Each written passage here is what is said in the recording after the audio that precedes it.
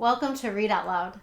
Today's story is Alexander and the Terrible, Horrible, No Good, Very Bad Day by Judith Viorst. Illustrated by Cruz.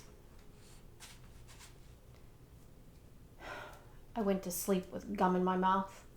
Now there's gum in my hair. And when I got out of bed this morning, I tripped on the skateboard and by mistake, I dropped my sweater in the sink while the water was running, and I could tell it was going to be a terrible, horrible, no good, very bad day. At breakfast, Anthony found a Corvette Stingray car kit in his breakfast cereal box, and Nick found a junior undercover agent code ring in his breakfast cereal box. But in my breakfast cereal box, all I found was breakfast cereal. I think I'll move to Australia. In the carpool, Mrs. Gibson let Becky have a seat by the window. Audrey and Elliot got seats by the window too. I said I was being scrunched. I said I was being smushed.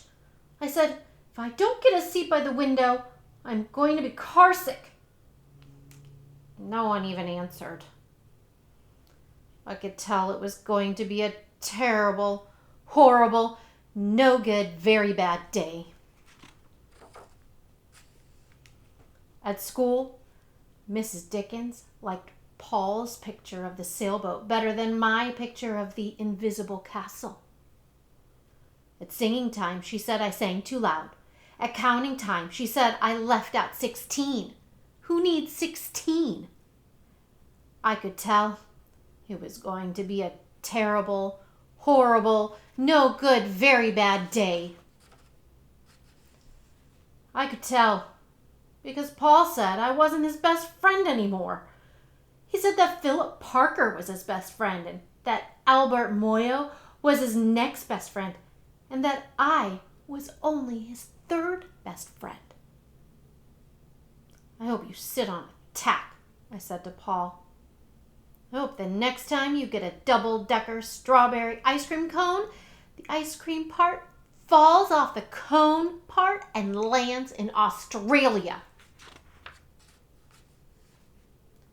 There were 2 cupcakes in Philip Parker's lunch bag, and Albert got a Hershey bar with almonds, and Paul's mother gave him a piece of jelly roll that had little coconut sprinkles on the top.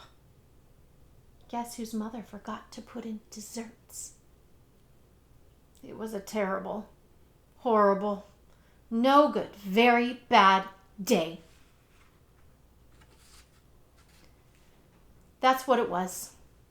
Because after school, my mom took us all to the dentist. And Dr. Fields found a cavity just in me. Come back next week and I'll fix it, said Dr. Fields. Next week, I said, I'm going to Australia. On the way downstairs, the elevator door closed on my foot. And while we were waiting for my mom to go get the car, Anthony made me fall where it was muddy. And then when I started crying because of the mud, Nick said I was a crybaby.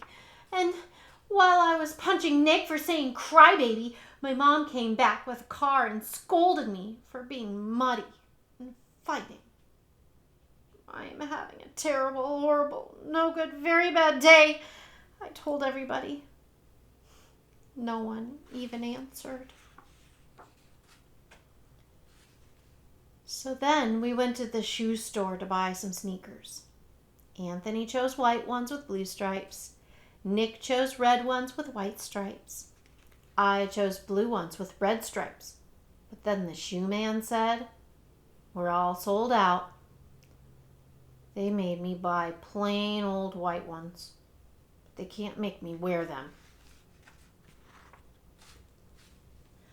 When we picked up my dad at his office, he said I couldn't play with his copying machine, but I forgot. He also said to watch out for the books on his desk, and I was careful as could be except for my elbow. He also said don't fool around with his phone, but I think I called Australia.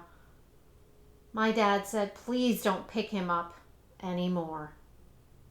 It was a terrible, horrible, no good, very bad day. There were lima beans for dinner, and I hate limas.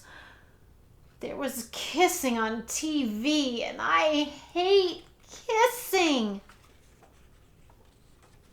My bath was too hot. I got soap in my eyes.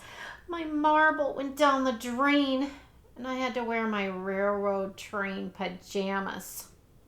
I hate my railroad train pajamas.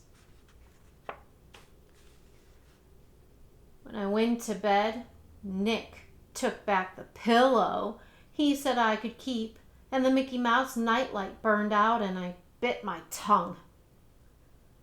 The cat wants to sleep with Anthony, not with me. It has been a terrible, horrible, no good, very bad day. My mom says some days are like that. Even in Australia. The end.